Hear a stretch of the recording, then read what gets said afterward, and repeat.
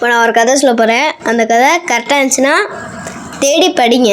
அதே தப்பாக இருந்துச்சுனாலும் நீங்கள் கரெக்டாக எடுத்து படிங்க. இந்த வீடியோ எதுக்காக போடுறாங்கன்னா, இது புத்தகத்துலேருந்து நிறையா எடுத்து படிக்கலாம்.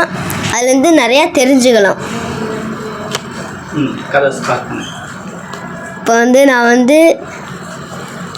7 சீட்ஸ் அப்படி ஒரு கதை இங்கிலீஷில் சொல்லி கொடுத்தாங்க.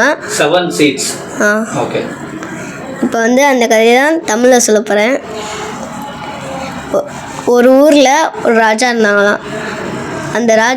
அந்த ராஜாவுக்கு ரொம்ப உடம்பு வயசாகிடுச்சான்.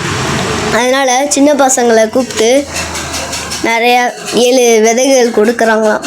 அதை வளர்த்து யார் நல்லா ஹைட்டாக வளர்த்து நல்லா வந்திருக்கோ அவங்களுக்கு தான் இந்த ராஜாவாக ஆக்குவேன் அப்படின்னு சொன்னாங்களாம்.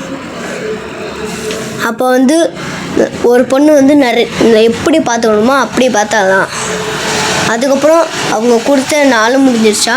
அங்கே போய் இருக்கும்போது அவள்கிட்ட கேட்டாங்களாம், ஏன் இந்த செடி வரல அப்படின்னு. நான் நல்லா தான் பார்த்துக்கிட்டேன், நல்லா தான் தண்ணி ஊற்றுனேன், எவ்வளோ தண்ணி ஊற்றணுமோ அவ்வளோ ஊற்றுனேன் அப்படின்னு சொன்னாலாம். அதுக்கப்புறம் தான் இவளுக்கு எல்லாமே கிளாப் பண்ண சொன்னாங்க. ஏன்னா இந்த ராஜா கொடுத்த சீட்ஸ் மேலே விதிச்சிருந்த விதை அது வளராதுல.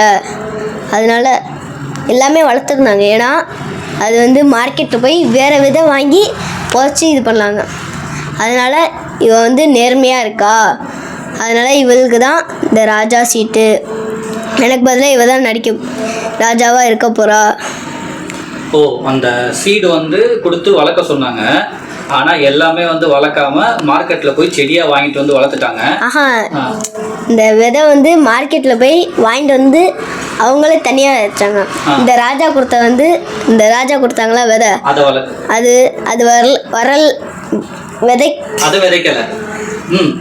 விதைக்கல. அது வளராது.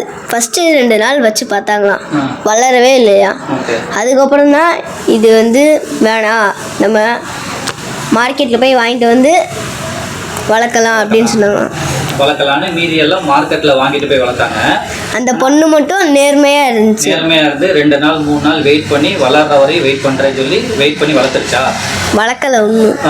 அது மேலே வச்சிருக்க வளராது. ஓ, ஓகே. ஆனாலும் நேர்மையாக இருந்துச்சு, ஃப்ராடு பண்ணாமல்.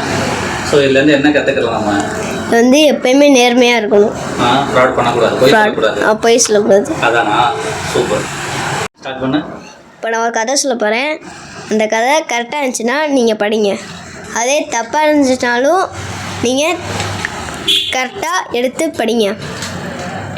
இந்த வீடியோ எதுக்காக போடுறாங்கன்னா, புக்கில் இருந்து நிறையா படிச்சுக்கலாம். அதுலேருந்து நிறையா தெரிஞ்சு